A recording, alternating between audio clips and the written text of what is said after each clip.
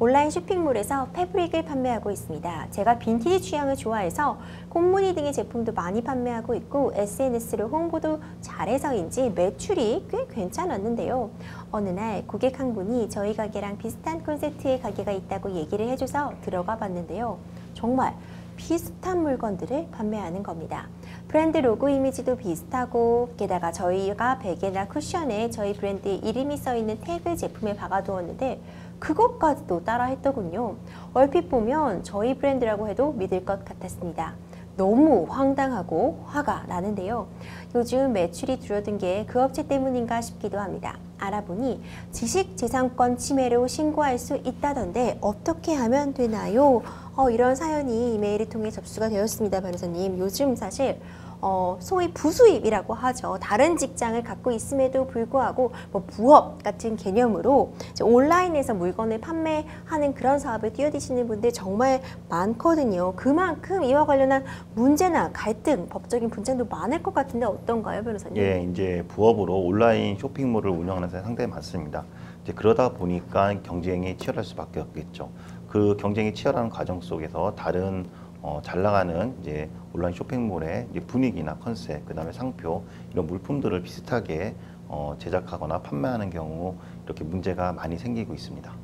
이처럼 좀 잘 되는 업체의 컨셉이나 분위기 등을 좀 따라해서 법적 분쟁까지 가는 이런 경우가 많이 있나요, 변호사님? 예, 상당히 지금 많이 있습니다. 그래서 이 관련된 법률이 이제 부정경쟁방지법이라고 법률이 있습니다. 그래서 이제 부정경쟁 행위에 해당되면은 이제 부정경쟁방지법으로 이제 처벌되게 되는데요. 어떤 경우에 이제 부정경쟁 행위에 되는지 살펴보면은 부정경쟁 방지법 제2조 1호에 좀 자세하게 나와 있습니다. 타인의 성명, 상호, 상표, 그 상품의 용기, 포장을 동일하거나 아니면 유사하게 사용하거나 판매할 경우에 해당되고요. 그리고 그 다음에 이런 상품뿐만 아니라 네. 지금 성명이나 상호, 이다음에 간판, 외관, 안에 실내 장식 등도 동일하거나 유사하게 해서 타인의 영업 시설과 비슷하게 혼동을 일으키게 하는 경우도 부정 경쟁 행위에 해당된다고 지금 판단하고 있습니다. 규정하고 있습니다. 그렇게 만약에 이렇게 부정 경쟁 행위에 해당된다고 하면은 부정 경쟁법에 따라서 지금 같은 경우에 지금 브랜드를 좀 유사하게 사용하고 있잖아요. 꼭 동일하지 않아도 됩니다.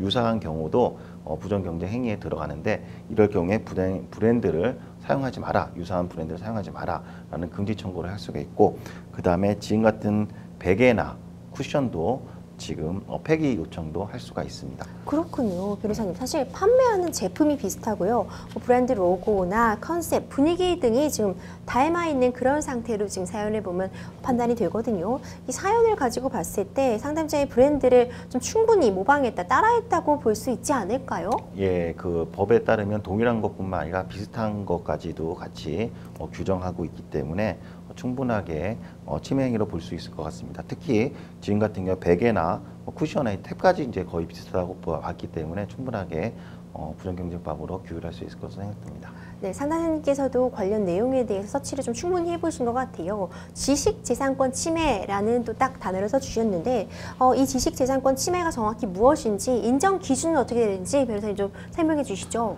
예, 지식재산권은 이제 총 안에 구성하는 게 4가지가 있습니다. 그래서 첫 번째가 특허권, 그 다음에 실용신앙권, 그 다음에 디자인권, 그 다음에 상표권, 요게 바로 지식재산권을 명칭을 합니다.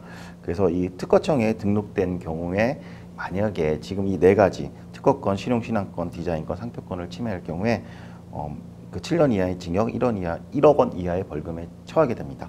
그리고 지금 제가 방금 말씀드린 부정경쟁법 같은 경우에는 타인의 상표나 사용호 등을 부정하게 사용한 경우에는 10년 이하의 징역 또는 5억 이하의 벌금에 처하게 됩니다. 그렇군요. 지금 정리해 주셨는데 지금 상담자님의 사연 같은 경우는 정확히 어떤 부분을 침해했다고 좀 찝어주실 수 있을까요? 예, 지금 같은 경우에는 이제 그 상표권 침해가 좀 예상이 됩니다. 네. 그렇기 때문에 상표권 침해 같은 경우에는 내 상표를 사용하지 마라. 그래서 상표 금지 가처분 신청도 할 수가 있고요. 그 다음에 상표권 위반으로 형사 고소도 할 수가 있습니다.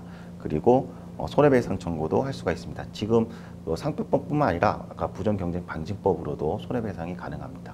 네, 지금 어떤 조치들, 어떤 것으로 좀 문제가 삼을 수 있다를 설명해 주셨는데, 그럼 이제부터 차근차근 좀 어떤 조치 취하면 될지 한번 정리해 주실 수 있을까요? 예, 우선 그 내 권리를 침해한 그 가게에 온라인 쇼핑몰에 내용 증명을 우선 보내시는 것이 가장 협조적입니다. 그래서 빠르게 만약에 실행 조치를 하면은 괜찮은데 만약에 휴정 조치를 안 한다, 그럼 제가 지금 말씀드린 상표법이나 부정경쟁 방지법으로 해서 형사 고소를 진행하시는 것이 가장 빠른 방법입니다. 변호사님, 만약 이렇게 소송을 진행했는데 상대방 측에서 따라한 거 절대 아니다, 난 본 적도 없다, 이렇게 나온다면 좀 어떻게 대처해야 될까요?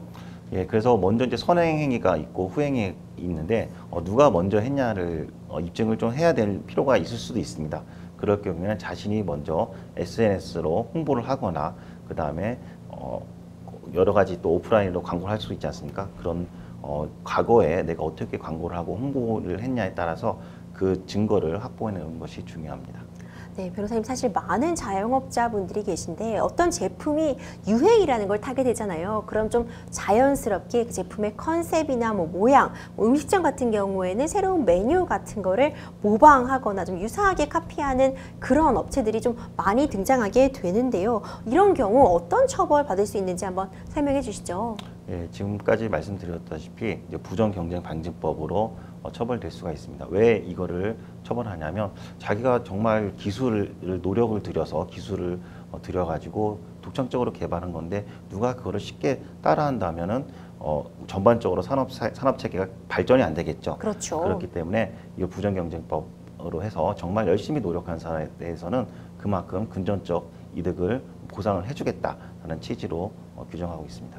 네, 뭐 어떤 제품, 뭐 어떤 메뉴, 어떤 컨텐츠를 개발함에 있어서는 원작자의 그만큼 노력과 수고가 들어간 것이잖아요. 이런 부분은 제대로 지키면서 공정한 경쟁을 통해 시장 경제가 발전되기를 바라봅니다.